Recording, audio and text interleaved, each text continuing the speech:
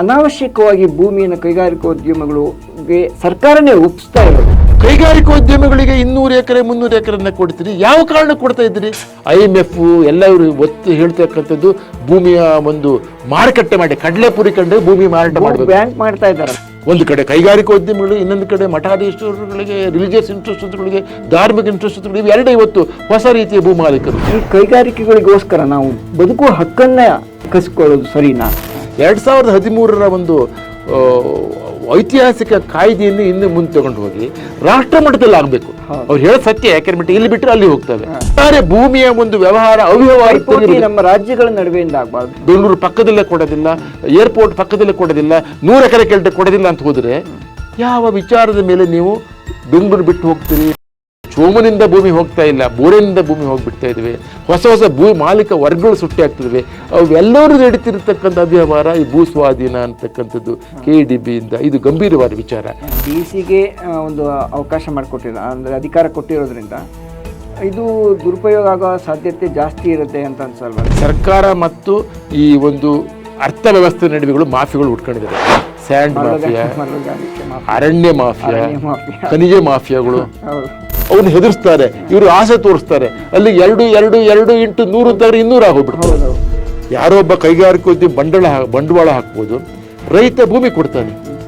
ಹಾಗಾಗಿ make him A partner. ಭೂ ಕಾಯ್ದೆಗಳು ಜಟಿಲವಾಗಿರೋದ್ರಿಂದ ಭೂಮಿಯನ್ನು ಕಡಲೆಪುರಿಯಾಗಿ ಮಾರಾಟ ಮಾಡೋಕ್ಕಾಗಲ್ಲ.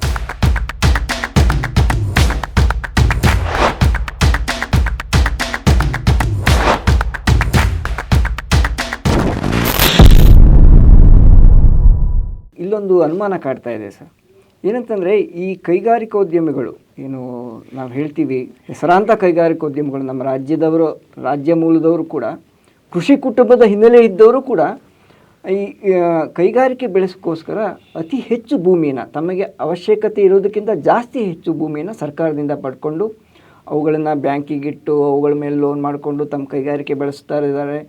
ಈ ಥರದ್ದು ಅನಾವಶ್ಯಕವಾಗಿ ಜಾಸ್ತಿ ಭೂಮಿಯನ್ನು ತಗೊಳ್ತಾ ಇದ್ದಾರೆ ಅಂತ ಒಂದು ವರದಿ ಹೇಳ್ತಾ ಇದೆ. ಸೊ ಈ ಥರ ಅನಾವಶ್ಯಕವಾಗಿ ಭೂಮಿಯನ್ನು ಕೈಗಾರಿಕೋದ್ಯಮಗಳಿಗೆ ಸರ್ಕಾರನೇ ಒಪ್ಪಿಸ್ತಾ ಇರೋದು, ಈ ಬೆಳವಣಿಗೆಗಳ ಬಗ್ಗೆ ನಿಮ್ಮ ಅಭಿಪ್ರಾಯ? ಬಹಳ ಒಳ್ಳೆಯ ಪ್ರಶ್ನೆ. ನೋಡಿ, ಕೈಗಾರಿಕೆ ಅಂದರೆ, ನಾನು ಕೃಷಿ ಅರ್ಥಶಾಸ್ತ್ರ ಪಾಠ ಮಾಡಿದಂತನು, ಕೈಗಾರಿಕೆ ಅಂದರೆ ಬೇಕಾಗಿದೆ ಕೈಗಾರಿಕೆಗೆ ಬಂಡವಾಳ ಮತ್ತು ತಂತ್ರಜ್ಞಾನ. ಕೃಷಿ ಅಂದರೆ ಭೂಮಿ ಬೇಕು, ಹೌದಾನೆ? ಒಂದು ಕೈಗಾರಿಕೆ ಸ್ಥಾಪನೆ ಮಾಡಬೇಕಂದ್ರೆ ಅದಕ್ಕೆ ಬಿಲ್ಡಿಂಗ್ ಬೇಕಾಗ್ತವೆ, ಗೋಡನ್ ಬೇಕಾಗ್ತವೆ, ಎಲ್ಲ ಒಟ್ಟು ಸೇರಿ ಅಲ್ಲಿ ಇಷ್ಟು ಸ್ಕ್ವೇರ್ ಫೀಟಿಂದ ಬಿಲ್ಡಿಂಗ್ ಸಾಕಾಗ್ತವೆ, ಹೌದಾನೆ? ಎಕರೆಗಟ್ಟಲೆ ಬೇಕಾಗಿಲ್ಲ. ಈಗ ಅದನ್ನು ಕೆಲವು ಲೆಕ್ಕಾಚಾರ ಹಾಕಿದೆ, ನಮ್ಮದು ಲೆಕ್ಕಾಚಾರ ಕೊಡ್ತೀವಿ. ಒಬ್ಬ ಈಗ ಇನ್ಫೋಸಿಸ್ ಅಂತ, ಯಾಕೆಂದರೆ ಅವ್ರನ್ನ ದೂರ್ತಲ್ಲ, ಇಡೀ ವಿಶ್ವಕ್ಕೆ ಅತ್ಯಂತ ಮಾನ್ಯತೆ ಪಡೆದಂಥ ಕೊಟ್ಟಂಥ ಒಂದು ಸಂಸ್ಥೆ ಇನ್ಫೋಸಿಸ್ನ ಅಳಿಯ ಇವತ್ತು UK ಪ್ರಧಾನಿಯಾಗಿದ್ದು ನಾನಲ್ಲಿ ಹೋಗಿದ್ದೆ. ಹಾಗಾಗಿ ನಾನು ಅವ್ರನ್ನು ಇದು ಮಾಡ್ತೇನೆ, ಅಪಾರ ಗೌರವ ಉಂಟು. ಆದರೆ ನೀವು ಇವತ್ತು ಮಾತಾಡಬೇಕು, ಮೌನವಾಗಿರೋ ಸಾಧ್ಯತೆ ಇಲ್ಲ. ನಮ್ಮ ಲೆಕ್ಕಾಚಾರದ ಪ್ರಕಾರ 1000 ಜನ ಇರತಕ್ಕಂಥ IT ಸೆಕ್ಟರ್ಸಿಗೆ ನಿಮ್ಗೆ ಕೂತ್ಕೊಳ್ಳಿಕ್ಕೆ ಎಷ್ಟು ಜಾಗ ಬೇಕೆಲ್ಲ ಲೆಕ್ಕಾಚಾರ, ಎಷ್ಟು ಸ್ಕ್ವೇರ್ ಫೀಟನ್ನು ಒಬ್ಬ ವ್ಯಕ್ತಿ ಕೂರ್ಲಿಕ್ಕೆ 60-70 ಸ್ಕ್ವೇರ್ ಫೀಟಿನ ಜಾಗ ಬೇಕಾಗಿದೆ. ಯಾಕಂದರೆ ಒಂದು ಸೆಲ್ ಅಂತ ಮಾಡ್ತಾರೆ. ಯಾಕಂದರೆ IT ಸೆಕ್ಟರ್ಸ್ಗಳಲ್ಲಿ ಹತ್ತಿರ ಕೂತಿರ್ತಾರೆ. 1000 ಜನ ಒಂದೇ ಗ್ರೌಂಡಲ್ಲಿ ಕೂತರು ಕೂಡ 1-2 ಎಕರೆ ಸಾಕಾಗುತ್ತೆ ಲೆಕ್ಕಾಚಾರ ಹಾಕಿದೆ. ಓಕೆ, ಇನ್ಫೋಸಿಸ್ ಅಂತಕ್ಕಂಥ ಸಂಸ್ಥೆ ಎಷ್ಟು, ಅದು ಒಂದು ಅಂತ ಹೇಳ್ತಾರೆ, ಎಲ್ಲ ಸಂಸ್ಥೆಗಳು ತಗೊಂಡಿದ್ದಾವೆ. ಎಷ್ಟು ಎಕರೆ ಭೂಮಿ ಅಂತ ತಗೊಳ್ಳೋಕೆ ಅಂತ ಹೇಳಿದ್ರಿ? ಮೈಸೂರು ಎಷ್ಟು ಜನ ತಗೊಂಡಿದ್ರಿ? ಹುಬ್ಬಳ್ಳಿಲಿ ಎಷ್ಟು? 1000 ಎಕರೆ ತಗೊಂಡಿದ್ರಿ. ಇದಕ್ಕೆ ನೀವು ಅಕೌಂಟಬಿಲಿಟಿ ಆಗಲೇಬೇಕಾಗುತ್ತೆ. ಯಾಕೆಂದರೆ ನಾನು ಭೂ ಸುಧಾರಣೆಯ ಹೋರಾಟದಿಂದ ಬಂದಂಥ ಮಲೆನಾಡಿಗರು, ನೀವು ಮಲೆನಾಡಿಗರು, ಶಾಂತಿವೇರಿ ಗೋಪಾಲಗೌಡರಿಂದ ಬಂದಂಥ ಉಳುವವನಿಗೆ ಭೂಮಿ ಒಡೆಯ ಮಾತ್ರ ಅಂತಲ್ಲ, ಅತಿಯಾಗಿ ಇದ್ದಂಥವ್ನು. ಯಾಕೆಂದರೆ ನಮ್ಮ ತಂದೆ ಭೂಮಿಯನ್ನು ಕಳ್ಕೊಂಡ್ರು. ಯಾಕೆಂದರೆ ನಮ್ಮ ಸ್ವಲ್ಪ 8 ಎಕರೆನ 10 ಎಕರೆ ಇತ್ತು. ಭೂ ಮಾಲೀಕರು ಅಂತ ಆಗ್ಬಿಟ್ಟು ಭೂಮಿ ಕಳ್ಕೊಂಡ್ರು. ಇಲ್ಲಿ ನೀವು ಅವರಿಂದ ಭೂಮಿ ಮಿತಿ ಹೇಳಿಬಿಟ್ಟು ಕೈಗಾರಿಕೋದ್ಯಮಿಗಳಿಗೆ 200 ಎಕರೆ 300 ಎಕರೆನ ಕೊಡ್ತೀರಿ, ಯಾವ ಕಾರಣ ಕೊಡ್ತಾ ಇದ್ದೀರಿ? ಇಷ್ಟು ಎಕರೆ ಭೂಮಿ ಬೇಕು, ಇಷ್ಟು ಎಕರೆ. ನಾನು ಹೇಳಿದ್ನಲ್ಲ, ಈ ಭೂ ಸ್ವಾಧೀನ ಪ್ರಕ್ರಿಯೆಯಲ್ಲಿ ಬರತಕ್ಕಂಥ ಶ್ವೇತಪತ್ರ ಇದನ್ನು ಮುಖ್ಯವಾಗಿ ಅಡ್ರೆಸ್ ಮಾಡಬೇಕು. ಡಿಸ್ಪ್ರಪೋರ್ಷನೇಟ್ ಆದಂಥ ಇಂಡಸ್ಟ್ರಿಯಲ್ ಆಕ್ಟಿವಿಟೀಸ್ಗಳಿಗೆ ಭೂಮಿಯನ್ನು ಪಡ್ಕೊಂಡಿದ್ದಾರೆ. ಎಷ್ಟು ಟರ್ನ್ ಓವರ್ ಮಾಡ್ತಿದೆ, ಅದಕ್ಕೂ ಉತ್ತರ ಉಂಟು. ಅದಕ್ಕೆ ಏನಂತ ಅಂದ್ಬಿಟ್ಟು, ಇವಾಗ ನೀವು ಕೈಗಾರಿಕೆಗಳ ಯಾವುದೇ ಬ್ಯಾಲೆನ್ಸ್ ಶೀಟ್ ನೋಡಿ, ಇದನ್ನು ಪ್ರಶ್ನೆ ಮಾಡ್ತೀನಿ ನಾನು. ಕೈಗಾರಿಕೆಗಳು ಬ್ಯಾಲೆನ್ಸ್ ಶೀಟ್ ಅನ್ನುವಂಥದ್ದು ಆ ಕೈಗಾರಿಕಾ ಉತ್ಪಾದನೆ ಮಾಡಿ ಇಷ್ಟು ನೀವು ಟ್ರಾನ್ಸಾಕ್ಷನ್ ಮಾಡಿದ್ಮೇಲೆ ಬರಬೇಕು ಹೊರತು ನಮ್ಮ ಹತ್ರ ಇಷ್ಟು ರಿಯಲ್ ಎಸ್ಟೇಟ್ಗಳಿದ್ದಾವೆ, ಭೂಮಿಗಳಿದ್ದಾವೆ, ಬಿಲ್ಡಿಂಗ್ಗಳಿದ್ದಾವೆ, ಇದು ವ್ಯಾಲ್ಯೂ ಇಷ್ಟು. ಭೂಮಿ ವ್ಯಾಲ್ಯೂ ಯಾವತ್ತೂ ಬೆಳೀತಾ ಇದ್ದಾವೆ. ಭೂಮಿಯ ಒಂದು ಮೌಲ್ಯ, ಯಾಕಂದರೆ ಜಾಗತೀಕರಣದ ಕ್ರೂರ ಮುಖನ ಸಂತೋಷದ ಮುಖ ಗೊತ್ತಿಲ್ಲ. 1 ಎಕರೆ ಭೂಮಿ ಬೆಂಗಳೂರು ಸುತ್ತಮುತ್ತ ನನ್ನ ಕೃಷಿ ಮೂಲಕ ಮಾಡಿ 8 ರಿಂದ 10 ಗುಂಟೆ ರಾಗಿ ಬರೋದಿಲ್ಲ, 8 ರಿಂದ 10 ಕ್ವಿಂಟಾಲ್ ರಾಗಿ ಬರೋದಿಲ್ಲ, 15 ಕ್ವಿಂಟಾಲ್ ಜೋಳ ಬರೋದಿಲ್ಲ. ಬಂದರೂ ಕೂಡ 2,000 ಎಕರೆಗೆ ಕ್ವಿಂಟಾಲ್ ರಾಗಿ ಬಿಟ್ಟು 10,000 ಬರೋದಿಲ್ಲ. ಆದರೆ 1 ಎಕರೆ ಭೂಮಿಗೆ 20 ಕೋಟಿ ರೂಪಾಯಿ. ಜಾಗತೀಕರಣ ವಿಚಾರದ ಬಂದಾಗ ಭೂಮಿ ಅನ್ನುವಂಥದ್ದು ಒಂದು ಕಮಾಡಿಟಿ ಆಗಿದೆ. ಭೂಮಿ ಅನ್ನುವಂಥದ್ದು ಆಸ್ತಿ, ಒಂದು ಭೂಮಿ ಅನ್ನುವಂಥದ್ದು ನೈಸರ್ಗಿಕ ಸಂಪನ್ಮೂಲ ನನ್ನ ದೃಷ್ಟಿಯಿಂದ. ಯಾಕೆಂದರೆ ಇದು ಪ್ರಕೃತಿಯ ಉಚಿತ ಕೊಡುಗೆ, it's A free gift of nature. ಯಾರು ಭೂಮಿಯನ್ನು ಸೃಷ್ಟಿ ಮಾಡಿಲ್ಲ. ಅದನ್ನು ನಾವು ಜಾಗತೀಕರಣ ಮತ್ತು ಉದಾರೀಕರಣ ಪ್ರಕ್ರಿಯೆಯಲ್ಲಿ ಇಟ್ ಬಿಕಮ್ ಎ ಕಮಾಡಿಫಿಕೇಶನ್, ಮಾರಾಟ ಮಾಡುವ ವಸ್ತು ಆಗಿದೆ. IMF ಎಲ್ಲರೂ ಒತ್ತು ಹೇಳ್ತಕ್ಕಂಥದ್ದು ಭೂಮಿಯ ಒಂದು ಮಾರುಕಟ್ಟೆ ಮಾಡಿ, ಕಡಲೆಪುರಿ ಕಂಡು ಭೂಮಿ ಮಾರಾಟ ಮಾಡಬೇಕು, ಬ್ಯಾಂಕ್ ಮಾಡ್ತಾ ಇದ್ದಾರಲ್ಲ, ಆಗ್ತಿದ್ದಾರೆ. ಈ ಹಿನ್ನೆಲೆಯಲ್ಲಿ ಕೈಗಾರಿಕೆಗಳಿಗೆ ಇದನ್ನು ನಾನು ಪ್ರಶ್ನೆ ಮಾಡ್ತೀನಿ. ಈ ಪ್ರಶ್ನೆ ಎಷ್ಟು ಸೂಕ್ತ ಅಂದ್ರೆ, ಯಾವುದೇ ಕೈಗಾರಿಕಾ ಉದ್ಯಮ ಅನ್ನುವಂತಕ್ಕಂಥದ್ದು ಭೂಮಿಯ ಮೌಲ್ಯದ ಆಧಾರದ ಮೇಲೆ ಅವುಗಳ ಬ್ಯಾಲೆನ್ಸ್ ಶೀಟ್ಗಳನ್ನು ನಿಂತಿದ್ದೇ ಆದಲ್ಲಿ ಇವೆಲ್ಲ ಅನಾಹುತಗಳು ಆಗೋಗಿದ್ದಾವೆ. ಇಷ್ಟು ಭೂಮಿನ ಯಾಕೆ ಬೇಕು ತೆಗೆದುಕೊಳ್ಳೋದ್ರಿಂದ ಪ್ರಶ್ನೆ ಕೂಡ ಇವತ್ತು ಎತ್ತಬೇಕು. ಇವತ್ತು 2 ಪ್ರಮುಖ ಕರ್ನಾಟಕದ ಭೂ ಸುಧಾರಣೆ ರಾಜ್ಯದಲ್ಲಿ ಇದು ಹೊಸ ರೀತಿಯ ಭೂ ಮಾಲೀಕರಾಗ್ತಿದ್ದಾರಲ್ಲ. ಒಂದು ಇಂಡಸ್ಟ್ರಿಯಲ್ ಸೆಕ್ಟರ್ಸು, ಮತ್ತೊಂದು ಈ ರಿಲಿಜಿಯಸ್ ಇನ್ಸ್ಟಿಟ್ಯೂಷನ್ಸ್ಗಳು. ನನ್ನ ದೃಷ್ಟಿಯಿಂದ ಹೇಳ್ತೀನಲ್ಲ, ಯಾಕಂದ್ರೆ ನಾವು ಭೂಮಿಯನ್ನು ನಾವು ರೈತರು ಕೊಟ್ಟರು, ಭೂ ಮಾಲೀಕರು ಆದರೂ ಕೂಡ ಭೂ ಮಾಲೀಕರಿರಲಿ. 100 ಎಕರೆ ಯಾರು ಇದ್ದಿರಲ್ಲ. ನಮ್ಮದು ರೈತವಾರಿ ಸಿಸ್ಟಮ್ಸ್ಗಳು 10, 15, 20 ಎಕರೆ ಅದಕ್ಕೂ ಮಿತಿ ತಂದುಬಿಟ್ಟು ಹಂಚಿಕೆ ಆಯಿತು. ದಲಿತರಿಗೆ ಕೊಟ್ಟರು ಹಂಚಿಕೆಯನ್ನು. ಇಲ್ಲಿ ದಲಿತರಿಂದ ಭೂಮಿ ಕಿತ್ಕೊಂಡು, ದೇವನಹಳ್ಳಿಯಲ್ಲಿ 40% ಭೂಮಿ ದಲಿತರಿಂದ ಕಿತ್ಕೊಂಡಿರ್ತಕ್ಕಂಥದ್ದು. ಕಿತ್ಕೊಂಡ್ಬಿಟ್ಟು ಇವರು 10 ಎಕರೆ ಇಂಡಸ್ಟ್ರಿಯನ್ನು ಬಿಟ್ಟರೆ ಇವರಿಗೆ 10, 20, 50, 100 ಎಕರೆಗಳು. ಇದು ಅರ್ಥನೇ ಇಲ್ಲ. ಒಂದು ರ್ಯಾಷನಾಲಿಟಿ ಬೇಕಾಗಿದೆ. ಹಾಗಾಗಿ ಭೂಮಿ ಇದು ಸಣ್ಣ ವಿಚಾರ ಅಲ್ಲ. ಭೂ ಸುಧಾರಣೆಯ ಒಂದು ರಾಜ್ಯದಲ್ಲಿ ಭೂ ಸುಧಾರಣೆ ನೀತಿಗೆ ಮಾಡತಕ್ಕಂಥ ಘೋರ ಅನ್ಯಾಯ. ಅದು ಯಾವುದಕ್ಕೆ ಮಾಡೋದು? ಸದುದ್ದೇಶಕ್ಕೆ ಅಲ್ಲ. ಯಾರು ಕೂಡ ಕೈಗಾರಿಕೆ ಬೇಡ ಅಂತ ಹೇಳ್ತಿಲ್ಲ, ಇನ್ಫ್ರಾಸ್ಟ್ರಕ್ಚರ್ಗಳನ್ನ ಬೆಳಿಬೇಡ ಅಂತ ಹೇಳ್ತಿಲ್ಲ, ನಮಗೆ ವಸತಿ ಬೇಕು ಬೇಡ ಅಂತ ಹೇಳ್ತಿಲ್ಲ. ಅದು ಯಾವುದಕ್ಕೂ ಅಂತಲ್ಲ. ನೀವು ಹೊಸ ರೀತಿಯ ಭೂ ಮಾಲೀಕನ್ನು ಕ್ರಿಯೇಟ್ ಮಾಡ್ತಾ ಇದ್ರಿ. ಒಂದು ಕಡೆ ಕೈಗಾರಿಕೋದ್ಯಮಿಗಳು, ಇನ್ನೊಂದು ಕಡೆ ಮಠಾಧೀಶ್ವರಗಳಿಗೆ, ರಿಲಿಜಿಯಸ್ ಇನ್ಸ್ಟಿಟ್ಯೂಷನ್ಸ್ಗಳಿಗೆ, ಧಾರ್ಮಿಕ ಇನ್ಸ್ಟಿಟ್ಯೂಷನ್ಸ್ಗಳು, ಇವೆರಡೇ ಇವತ್ತು ಹೊಸ ರೀತಿಯ ಭೂ ಮಾಲೀಕರು. ಸೊ ನಾನು ನಮ್ದು ಭೂ ಸುಧಾರಣೆಯ ಒಂದು ನನ್ನ ಜಿಲ್ಲೆ ಇವತ್ತು ಕಾಗೋಡು ತಿಮ್ಮಪ್ಪನವರು, ಆಮೇಲೆ ಗೋಪಾಲ್ ಗೌಡ್ರು, ಇಂಥವರೆಲ್ಲ ಬಂದಿರ್ತಕ್ಕಂಥದ್ದು, ಗಣಪತಿ ತಿಪ್ಪನ ಬಂದಂಥ ನನ್ನ ಜಿಲ್ಲೆ. ನೀವು ಆ ಭೂ ಮಾಲೀಕರ ವಿರುದ್ಧ ಹೋರಾಟ ಮಾಡಿ ಇವತ್ತಿನ ಹೊಸ ಹೋರಾಟ ಆಗಬೇಕಾಗಿದೆ. ಅದೇನೇ ಇರಲಿ, ನಾನು ಹೋರಾಟ ವಿಚಾರ ಎತ್ತಿಲ್ಲ. ಈ ಎಲ್ಲ ವಿಚಾರದ ಬಗ್ಗೆ ಇವತ್ತು ಉತ್ತರದಾಯಕತ್ವ ಬೇಕಾಗಿದೆ. ಟ್ರಾನ್ಸ್ಪರೆನ್ಸಿ ಬಿಟ್ಟರೆ KDB ಮಾತ್ರ ಅಂತಲ್ಲ, ಯಾವುದೇ ಒಂದು ಕೈಗಾರಿಕೋದ್ಯಮಿ ಪಡೆದಂಥ ಭೂಮಿಗಳು ಕೂಡ ಇವತ್ತು ಕೊಡಲಿ. ಇವತ್ತು ಬರೀ ರಿಯಲ್ ಎಸ್ಟೇಟ್ ಮಾತ್ರ ಅದನ್ನು ಪ್ರಚುರ ಪಡಲಿ. ಹೌದು, ಅದಕ್ಕೆ ಮುಂದೇನೋ ನೋಡೋಕೆ ಅಂತ ಹೋಗೋಣ. ಮುಂದೆ ನೋಡೋಕೆ ಒಂದು ಕೈಗಾರಿಕೆ ಅದರ ಉತ್ಪಾದನೆ, ಅದು ಕೊಟ್ಟಿರೋ ಉದ್ಯೋಗ ಸೃಷ್ಟಿ, ಅದು ಮಾಡ್ತಿರೋ ಉದ್ಯೋಗ ಸೃಷ್ಟಿ ಅದನ್ನು ಹೇಳಬೇಕು. ಆಮೇಲೆ ಅವರ ಟರ್ನ್ ಓವರು, ಅವರಿಗೆ ಅಗತ್ಯವಾಗಿರೋ ಭೂಮಿ ಎಷ್ಟು, ಇದು ಕೂಡ ಮುಖ್ಯವಾಗುತ್ತೆ. ನನಗೊಂದು ಇಲ್ಲಿ ಗಣಪತಿಯಪ್ಪನ ಹತ್ರ ನಾನು ಹಿಂದೆ ಅವರು ಇದ್ದಾಗ ಮಾತಾಡುವಾಗ ಕಾಗೋಡು ಹೋರಾಟದ ರೂವಾರಿ ಗಣಪತಿಯಪ್ಪ ಅವರು ಒಂದು ಮಾತು ಹೇಳ್ತಾ ಇದ್ರು. ಮನುಷ್ಯನಿಗೆ ನಿಜವಾದ ಸ್ವಾತಂತ್ರ್ಯ ಬರೋದು ಅವನಿಗೊಂದು ಭೂಮಿ ಅಂತಿದ್ದಾಗ, ಅವನಿಗೆ ನಿಲ್ಲಕ್ಕೊಂದು ಭೂಮಿ, ನೆಲೆಗೊಂದು ಭೂಮಿ ಬೇಕು, ಅವನ ಬದುಕಿಗೊಂದು ಭೂಮಿ ಬೇಕು ಅಂತ. ಅವಾಗ ನಿಜವಾದ ಸ್ವಾತಂತ್ರ್ಯ ಸಿಕ್ಕಾಗೆ ಅಂತ. ನಾವು ಈಗ ಸ್ವಾತಂತ್ರ್ಯದ ಬಗ್ಗೆ ಭಾರಿ ಮಾತಾಡ್ತೀವಿ. ಅಂದರೆ ಈ ಕೈಗಾರಿಕೆಗಳಿಗೋಸ್ಕರ ನಾವು ಬದುಕುವ ಹಕ್ಕನ್ನು, ರೈತರ ಬದುಕುವ ಹಕ್ಕನ್ನು ಕಸಿಕೊಳ್ಳೋದು ಸರಿನಾ? ಇದಕ್ಕೆ ಒಂದು ಹೇಗೆ ಪರಿಹಾರ, ಏನು ಇದು ಒಂದು ಪರಿಹಾರ ಬೇಕಲ್ಲ ಸರ್ ಇದಕ್ಕೆ? ಇದು ನೋಡಿ, ಈಗ ಒಂದು ಲೆಕ್ಕದಲ್ಲಿ ನಮ್ಮ ಕೈಗಾರಿಕಾ ಮಂತ್ರಿಗಳು AB ಪಾಟೀಲ್ ಹೇಳಿದರು, ನೋಡಿ ಈ ಥರ ಗಲಾಟೆ ಮಾಡಿಬಿಟ್ರೆ ನೀವು ಭೂಮಿ ಕೊಡೋದಿಲ್ಲ ಅಂತೇಳಿ ಇಂಡಸ್ಟ್ರಿಗಳು ಪಕ್ಕದ ಆಂಧ್ರಕ್ಕೆ ಹೋಗ್ತವೆ, ಪಕ್ಕದ ತಮಿಳುನಾಡಿಗೆ ಹೋಗ್ತವೆ ಅಂತ. ಅದಕ್ಕೆ ನಮ್ಗೆ ಭೂ ಬ್ಯಾಂಕ್ ಬೇಕು ಅಂತ ಹೇಳ್ತಾ ಇದ್ದಾರೆ. ಹೌದು, ಇದು ಬಹಳ ನೀವು ಹೇಳಿದ್ರೆ ಪರಿಹಾರ ಅಂದ್ಬಿಟ್ಟು ನೋಡಿ, ಈ ಪರಿಹಾರವನ್ನು ಕಾಂಗ್ರೆಸ್ ತನ್ನ ಕೈಯಲ್ಲಿರತಕ್ಕಂಥ ಅವಕಾಶ ಕೈ ಚೆಲ್ತು. ಇದು ಈ ಒಂದು ಭೂ ಸ್ವಾಧೀನ ಕಾಯ್ದೆ ಅಂತಂತದ್ದು 2013 ಕಾಯ್ದೆ ರೈತರಿಗೆ ಪರಿಹಾರ ಕೊಡತಕ್ಕಂಥ ವಿಚಾರ ಬಂದಿದ್ದು. ಈ ಸಮಗ್ರವಾದ ಭೂ ಸ್ವಾಧೀನ ವಿಚಾರಕ್ಕೆ ಅಂತಲ್ಲ, 2013 ಒಂದು ಐತಿಹಾಸಿಕ ಕಾಯ್ದೆಯನ್ನು ಇನ್ನು ಮುಂದೆ ತಗೊಂಡು ಹೋಗಿ ರಾಷ್ಟ್ರ ಮಟ್ಟದಲ್ಲಿ ಆಗಬೇಕು. ಅವ್ರು ಹೇಳೋ ಸತ್ಯ, ಯಾಕೆಂದ್ರೆ ಇಲ್ಲಿ ಬಿಟ್ಟರೆ ಅಲ್ಲಿ ಹೋಗ್ತವೆ, ಅಲ್ಲಿ ಬಿಟ್ಟರೆ. ಆದರೆ ಈ ಪ್ರಶ್ನೆಯನ್ನು ನಾವು ಕೈಗಾರಿಕದ ಮೇಲೆ ಎತ್ಕೊಳ್ಬೇಕು. ಇದು ಒಟ್ಟಾರೆ ಭೂಮಿಯ ಒಂದು ವ್ಯವಹಾರ ಅವ್ಯವಹಾರ ನಮ್ಮ ರಾಜ್ಯಗಳ ನಡುವೆಯಿಂದ ಆಗಬಾರ್ದು. ಯಾವುದಕ್ಕೆ ಒಂದೇ ನೀತಿ ಇದ್ದಾಗ ಅವ್ಯವಹಾರಗಳ ಹಿನ್ನೆಲೆ ಇರಬೇಕಾದ ಭೂ ವಿಚಾರದಲ್ಲಿ ಇಲ್ಲಿ ನೀವು ಎಲ್ಲಿ ಹೋಗ್ತಿದ್ರಿ ಸರಿಯಾದ ರೀತಿ ಹೋಗಲಿ. ಅವ್ಯವಹಾರಗಳು, ಭ್ರಷ್ಟತೆಗಳು, ಒಂದು ಲೈಸೆನ್ಸ್ಗಳಿಗೆ ಎಲ್ಲ ಕಡೆ ಇದೆ, ಇಲ್ಲಿ ಇನ್ನೂ ಅತಿಯಾಗಿದೆ ಅಂತ ಹೇಳ್ತಾರೆ. ಕರ್ನಾಟಕ ಕಂಪೇರ್ ಮಾಡಿಬಿಟ್ರೆ ಆಂಧ್ರದಲ್ಲಿ ಬಹಳ ಅದು ವ್ಯವಹಾರ ಇದಾಗಿದೆ. ಬಟ್ ಭೂ ಅವ್ಯವಹಾರದ ಎಲ್ಲ ಕಡೆ ಇದೆ, ಈಸಿ. ಅದಕ್ಕೆ ಅಂತ ಆಗಿದ್ದೆ ಕೇಳಕ್ಕೆ ತಗೋಣ. ಆದ್ರೆ ಇಲ್ಲಿ ನಿಮಗೆ ಕೇಳಿದಷ್ಟು ಭೂಮಿ ಕೊಡ್ತಾರೆ, ಅಲ್ಲಿ ಕೊಡ್ತಾರೆ ಅಂತ ಆದ್ರೆ ಕೈಗಾರಿಕೋದ್ಯಮಿಗಳು ಈ ವಿಚಾರ ಒಪ್ಪೋದು ಅಂತ ಆದಲ್ಲಿ ಕೈಗಾರಿಕಾ ಮತ್ತು ತಂತ್ರಜ್ಞಾನ ಮುಖಂಡರುಗಳು ಇವತ್ತು ಅಜಿಂ ಪ್ರೇಮ್ಜಿ ನಾರಾಯಣಮೂರ್ತಿಯವರು ಮಾಹಿತಿ ತಂತ್ರಜ್ಞಾನ ಮುಖಂಡರು, ಬರೀ ಕೈಗಾರಿಕೆ ಮಾತ್ರ ಅಲ್ಲ. ಟಾಟಾ ಬಿರ್ಲಾ, ಅದಾನಿ, ಅಂಬಾನಿಗಳು ಅವರೆಲ್ಲ ಕೈಗಾರಿಕಾ ಮುಖಂಡರಾಗಿರ್ಬೋದು. ಕೈಗಾರಿಕೆ ಮತ್ತು ತಂತ್ರಜ್ಞಾನ ಮುಖಂಡರು ಎಲ್ಲ ಬೆಂಗಳೂರಲ್ಲಿ ಇರಬೇಕು ಅಂತ ಆದಾಗ ನೀವು ಇಲ್ಲಿ ಸರಿಯಾದ ವ್ಯವಸ್ಥೆ ಇಲ್ಲ ಅನ್ನೋದು ಪ್ರಶ್ನೆ ಮಾಡೋಣ.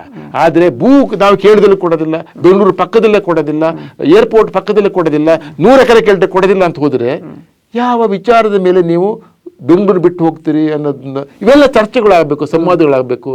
ಇದು ಬಹಳ ಮುಖ್ಯವಾದ ವಿಚಾರ ನೀವು ಎತ್ಕೊಂಡಿದ್ರಿ.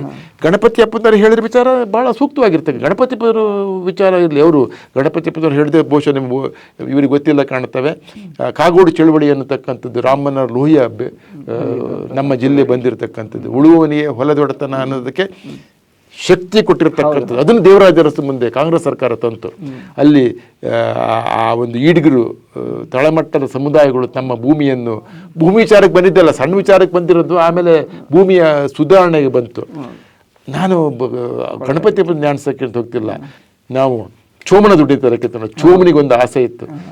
ಕನಿಷ್ಠ ಆತ ಸ್ವಂತ ಭೂಮಿನೂ ಕೇಳಿಲ್ಲ. ಆತ ಚೋಮ ಕೇಳಿರ್ತಕ್ಕಂಥದ್ದು ಒಬ್ಬ ದಲಿತ ಕುಟುಂಬದನ್ನು ನನಗೆ ಗೇಣಿದಾರ ಮಾಡ್ಕೊಳ್ತೀನಿ ಕೊಡಿ ಅಂತ ಕೇಳ್ಕೊಂಡೆ. ಭೂ ಸುಧಾರಣೆ ಕೊನೆ ಪಕ್ಷ ಚೋಮನಿಗೆ ಅವಕಾಶ ಇತ್ತು ಅಂತ ತಿಳ್ಕೊಂಡ್ರೆ ಈಗ ಚೋಮನಿಗಲ್ಲ ಬೋರೇನಿಗೂ ರಾಮಾಯಣಿಗೂ ಕೂಡ ಹೋಗ್ತಿದೆ. ಯಾಕಂದ್ರೆ ಅವಾಗ ಬೋರೇನೂರು ಬಿಟ್ಟರೆ ಒಕ್ಕಲಿಗ ಸಮುದಾಯ ನಾನು ಹೇಳ್ತಾ ಇದ್ದೆ, ಭೂ ಸಮುದಾಯಗಳನ್ನು ಹೇಳ್ತೇನೆ ನಾನು. ಈಗ ಚೋಮ ಬಿಟ್ಟರೆ ದಲಿತ ಸಮುದಾಯ ಆಯ್ತು. ಈಗ ಚೋಮನಿಗೂ ಕೊಡಬೇಕು ಭೂಮಿ, ಬೋರೇನೂರಿಗೂ ಕೊಡಬೇಕು ಅಂತೇಳಿ ಭೂ ಸುಧಾರಣೆ ತಂದ್ರೆ ಚೋಮನ ಕತೆ ಮೂಲ ಗುಂಪಾಯ್ತು. ಇವಾಗ ಬೋರೇನೂರು ಕತೆನ ಮೂಲ ಗುಂಪಾಗ್ತಾ ಇದ್ದೇವೆ ಅಂದ್ರೆ ರೈತರಿಂದನೇ ಭೂಮಿಗೆ ಹೋಗ್ತಾ ಇದ್ದೇವೆ, ದಲಿತ ಸಮುದಾಯಕ್ಕಲ್ಲ. ಇದು ಬಹಳ ಗಂಭೀರವಾದ ವಿಚಾರ. ಬಹುಶಃ ನಮ್ಮ ಸಿದ್ದರಾಮಯ್ಯವರು ರೈತ ಚಳುವಳಿಯಿಂದ ಬಂದಂಥವ್ರು, ಸಮಾಜವಾದಿ ಚಳುವಳಿಯಿಂದ ಇವೆಲ್ಲವನ್ನು ಅತ್ಯಂತ ಸೂಕ್ಷ್ಮವಾಗಿ ಅವರಿಗೆ ಹೆಚ್ಚು ಒತ್ತಡಗಳು ಇರ್ಬೋದು. BJP ಜೊತೆಗೆ ಹೋರಾಟ, ರಾಜಕೀಯವಾದಂಥ ಜನತಂತ್ರ ರಾಜಕಾರಣಗಳು ಇವೆಲ್ಲ ಇರ್ಬೋದು. ಕನಿಷ್ಠ ಇವೆಲ್ಲವನ್ನು ಅರ್ಥ ಮಾಡೋ ಶಕ್ತಿ ಖಂಡಿತ ಸಿದ್ದರಾಮಯ್ಯವರಿಗಿದೆ. ಈ 2013 ಕಾಯ್ದೆ ಸಂದರ್ಭದಲ್ಲಿ ನಾವೆಲ್ಲ ಇದ್ದು ಜೊತೆಗೆ ನಮ್ಮ ದೊಡ್ಡ ಗಾಂಧಿವಾದಿ HS ದೊರೆಸ್ವಾಮಿಯವರು ಗಟ್ಟಿಯಾಗಿ ನಿಂತಿದ್ರು. ಆ ಸಂದರ್ಭದಲ್ಲಿ ಸಿದ್ದರಾಮಯ್ಯವರು ಬಂದು ಖಂಡಿತವಾಗಿ ಭೂ ಸುಧಾರಣೆಗೆ ನಾವು ಅನ್ಯಾಯ ಮಾಡೋಕ್ಕೆ ಬಿಡೋದಿಲ್ಲ ಅಂತ ಹೇಳಿದ್ದಾರೆ. ಇವೆಲ್ಲ ವಿಚಾರಗಳು ಬರಲಿ. ಇವತ್ತು ಚೋಮನಿಂದ ಭೂಮಿ ಹೋಗ್ತಾ ಇಲ್ಲ, ಬೋರೆನಿಂದ ಭೂಮಿ ಹೋಗಿಬಿಡ್ತಾ ಇದ್ದೇವೆ. ಹೊಸ ಭೂ ಮಾಲೀಕ ವರ್ಗಗಳು ಸೃಷ್ಟಿ ಆಗ್ತಿದ್ದಾವೆ. ಅವೆಲ್ಲರೂ ನಡೀತಿರ್ತಕ್ಕಂಥ ಅವ್ಯವಹಾರ, ಈ ಭೂ ಸ್ವಾಧೀನ ಅಂತಕ್ಕಂಥದ್ದು KDB ಇಂದ ಇದು ಗಂಭೀರವಾದ ವಿಚಾರ. ಈ ವಿಚಾರ ನೀವು ಎತ್ಕೊಂಡಿದ್ರಿ, ಬಹಳ ಸಂತಸದ ವಿಚಾರ ನಾನು ಭಾವಿಸ್ತೀನಿ. ಸರ್, 2020 ಭೂ ಸುಧಾರಣೆ ಮಸೂದೆಗೆ 2ನೇ ತಿದ್ದುಪಡಿ ತಂದಿದ್ದು ನಿಮ್ಗೆ ಗೊತ್ತೇ ಇದೆ. 2019-20 ಅದು ಅಧಿಸೂಚನೆ ಪ್ರಕಟ ಆಯಿತು. ಆನಂತರ ಈ ಮಸೂದೆ ಬಗ್ಗೆ ಆಗ ಕಾಂಗ್ರೆಸ್ ವಿರೋಧ ವ್ಯಕ್ತಪಡಿಸಿತ್ತು. ಮತ್ತು ಈಗ ಅದನ್ನು ಮತ್ತೆ ನಾವು ಆ ಮಸೂದೆನ ದೇವರಾಜ ಅರಸುಗೆ ನಿಜವಾದ ಗೌರವ ಸಲ್ಲಿಸಬೇಕಾದ್ರೆ ಆ ತಿದ್ದುಪಡಿ ಮಸೂದೆಯನ್ನು ನಾವು ವಾಪಸ್ ಪಡಿಬೇಕು, ಅದಕ್ಕೆ ಮತ್ತೆ ನಾನು ತಿದ್ದುಪಡಿ ತರಬೇಕು ಅಂತ ಸಿದ್ದರಾಮಯ್ಯ ಅವರು ಕೂಡ ಮಾತನಾಡ್ತಿದ್ದಾರೆ. ಈ ನಡುವೆ ಇದೇ ಸೆಷನ್ನಲ್ಲಿ, ಈಗ ನಡೀತಿರೋ ಸೆಷನ್ನಲ್ಲಿ ಒಂದು ಕಂದಾಯ ತಿದ್ದುಪಡಿ ಮಸೂದೆ ತಂದು ಜಿಲ್ಲಾಧಿಕಾರಿಗಳಿಗೆ ಕೃಷಿಯೇತರ ಚಟುವಟಿಕೆಗಳಿಗೆ ಅಂದರೆ ಕೈಗಾರಿಕೆಗಳಿಗೆ, ಸಣ್ಣ ಕೈಗಾರಿಕೆಗಳಿಗೆ, ಶಿಕ್ಷಣ ಸಂಸ್ಥೆಗಳಿಗೆ ಎಲ್ಲ ಕೃಷಿ ಭೂಮಿಯನ್ನು ಪರಿವರ್ತನೆ ಮಾಡಿಕೊಳ್ಳಿಕ್ಕೆ ಅನುಮತಿ ಕೊಟ್ಟರೆ ಸಾಕು ಜಿಲ್ಲಾಧಿಕಾರಿಗಳು, ಅದು ಪರಿವರ್ತನೆ ಆದ ಹಾಗೆ ಅನ್ನೋಂಥ ಒಂದು ಮಸೂದೆಯನ್ನು 2 ಎಕರೆವರೆಗೆ ತಂದಿದ್ದಾರೆ. ಇದು ಕೂಡ ಒಂದು ರೀತಿಯಲ್ಲಿ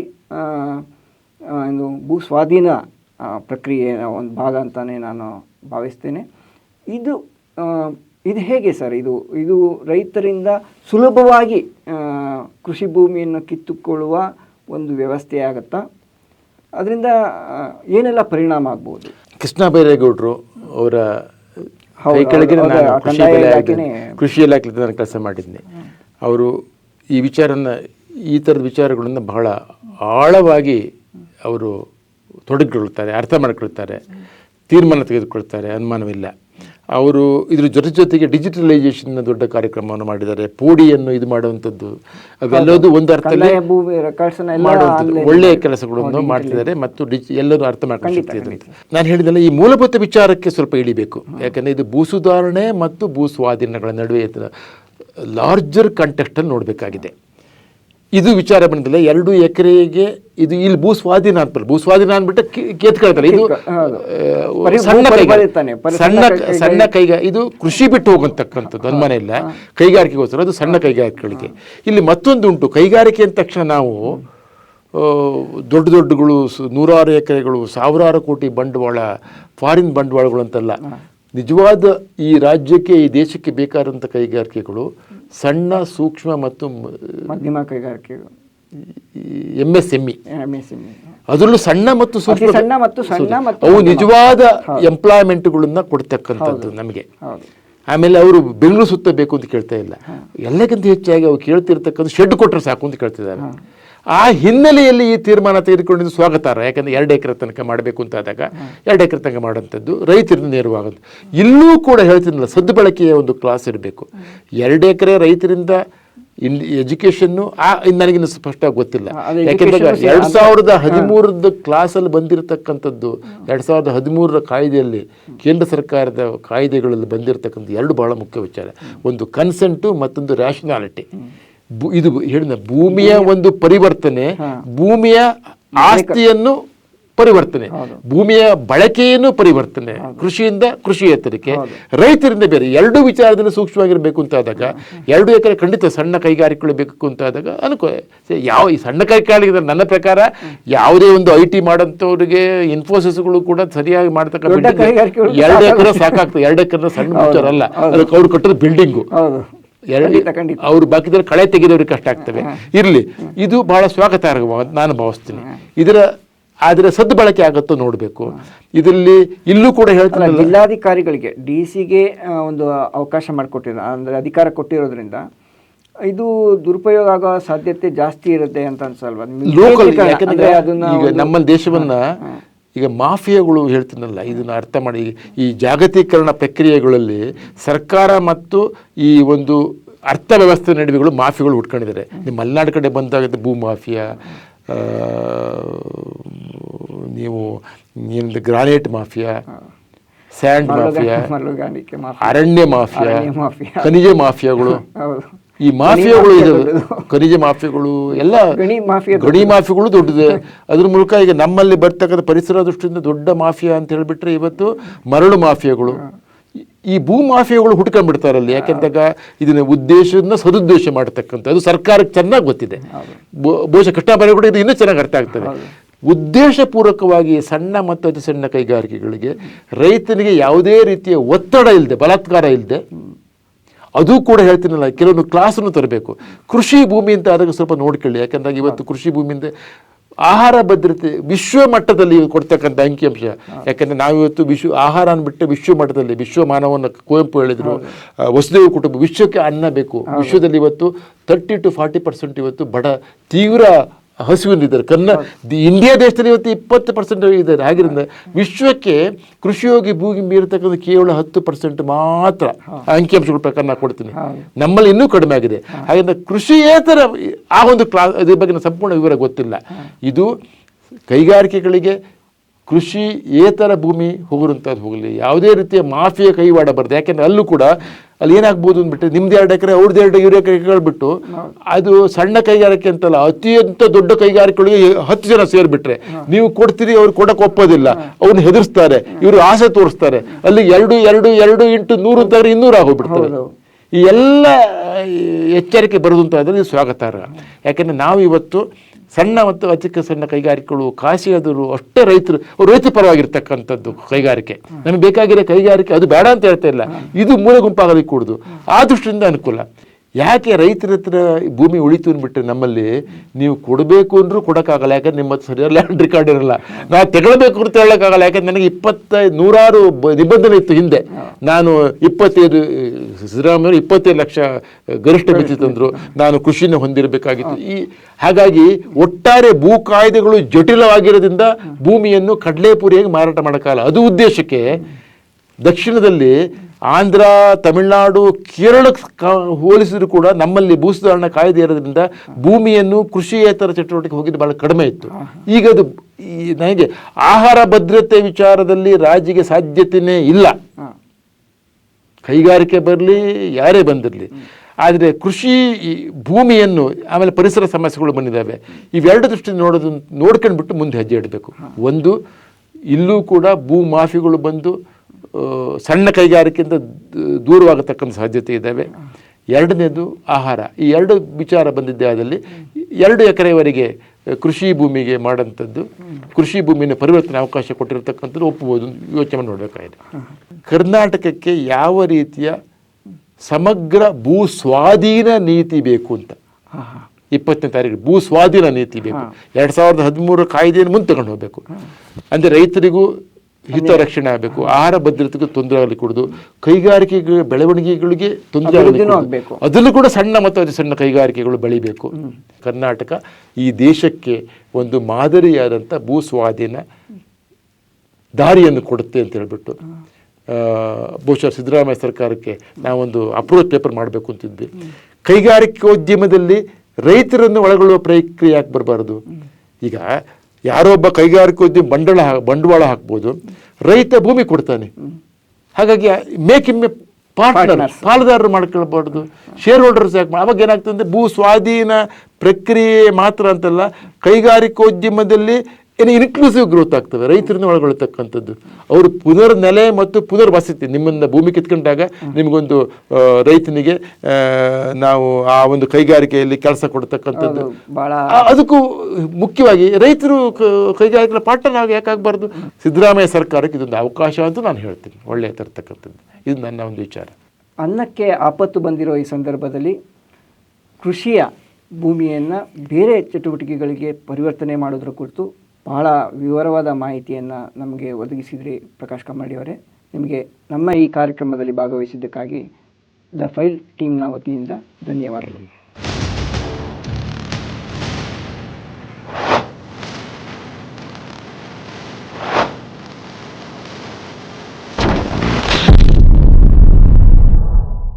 ಸ್ವತಂತ್ರವಾಗಿ ಮುಂದುವರಿಯೋದಕ್ಕೆ ನಿಮ್ಮ ಸಹಾಯ ಅತ್ಯಗತ್ಯ. ಹಾಗಾಗಿ ನನ್ನ ಮನವಿ, ಡಿಸ್ಕ್ರಿಪ್ಷನ್ ಬಾಕ್ಸ್ ನಲ್ಲಿರುವಂತಹ ಲಿಂಕ್ ಬಳಸಿ ಅಥವಾ ಈ ವಿಡಿಯೋದಲ್ಲಿ QR ಕೋಡ್ನ ಸ್ಕ್ಯಾನ್ ಮಾಡಿ ನಿಮ್ಮ ಕೈಲಾದಷ್ಟು ಹಣ ಡೊನೇಟ್ ಮಾಡಿ. ಈ ಮೂಲಕ ಸ್ವತಂತ್ರ ಪತ್ರಿಕೋದ್ಯಮವನ್ನ ಬೆಂಬಲಿಸಿ. ನಮಸ್ಕಾರ.